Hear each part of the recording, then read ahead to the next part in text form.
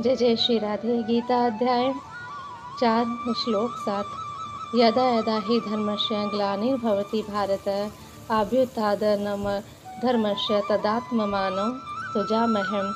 हे भरतवंशी, जब भी और जहाँ भी धर्म का पतन होता है और अधर्म की प्रधानता होने लगती है तब तब मैं अवतार लेता हूँ। तात्पर्य यहाँ पर सजामी शब्द महत्वपूर्ण है। सजामी षष्ठी के अर्थ में नहीं प्रयुक्त हो सकता, क्योंकि पिछले श्लोक के अनुसार भगवान के स्वरूप या शरीर की सृष्टि नहीं होती, क्योंकि उनके सारे स्वरूप साक्षात स्वरूप में विद्यमान रहने वाले। अतः सजामी का अर्थ भगवान स्वयं यथा रूप में प्रकट होते हैं। यद्यपि भगवान कार्य क्रमानुसार अर्थात ब्रह्मा के एक दिन में 7वें मनु में 28वें युग में द्वापर के अंत में प्रकट होते हैं, किंतु वे इस नियम का पालन करने के लिए बाध्य नहीं है, क्योंकि वे स्वेच्छा से कर्म करने के लिए स्वतंत्र हैं। जब भी अधर्म की प्रधानता धर्म का लोप होने लगता है तो वे स्वेच्छा से प्रकट होते हैं। धर्म के नियम वेदों में दिए हुए हैं, और यदि इन नियमों के पालन में कोई त्रुटि आती है तो मनुष्य धार्मिक हो जाता है। श्रीमद्भागवत में बताया गया है कि ऐसे नियम भगवान के नियम हैं। केवल भगवान ही किसी धर्म की व्यवस्था कर सकते हैं। वेद भी मूलतः ब्रह्मा के हृदय में से भगवान द्वारा उच्चारित माने जाते थे। धर्म के नियम भगवान के प्रत्यक्ष आदेश हैं।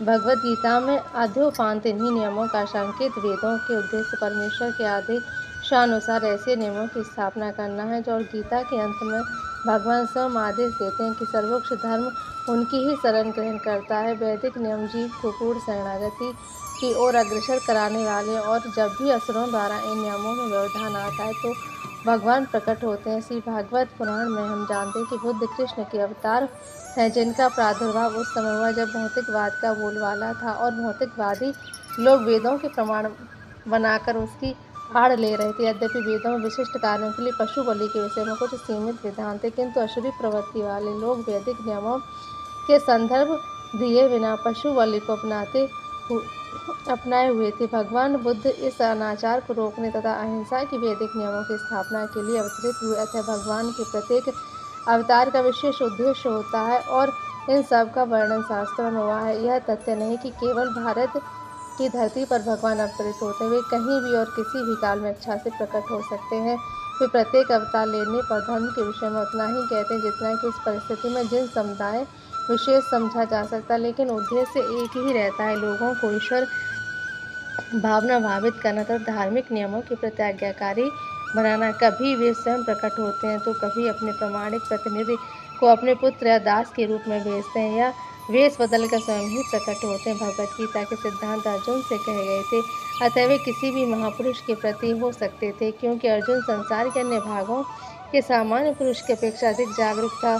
2 और 2 मिलकर 4 होते हैं। गणितीय नियम प्राथमिक कक्षा के विद्यार्थी के लिए उतना ही सत्य जितना कि उच्च कक्षा में विद्यार्थी के लिए भी गणित उच्चतर तथा निम्नतर का होता है। अतः भगवान प्रत्येक अवतार में एक जैसे सिद्धांतों की शिक्षा देते हैं जो परिस्थितियों के अनुसार उच्च या निम्न प्रतीत होते हैं। जैसा कि आगे बताया जाएगा, धर्म के उच्चतर सिद्धांत चारों वर्णाश्रम को स्वीकार करने से प्रारंभ होते हैं। अवतारों का एकमात्र उद्देश्य सर्वत्र कृष्ण भावना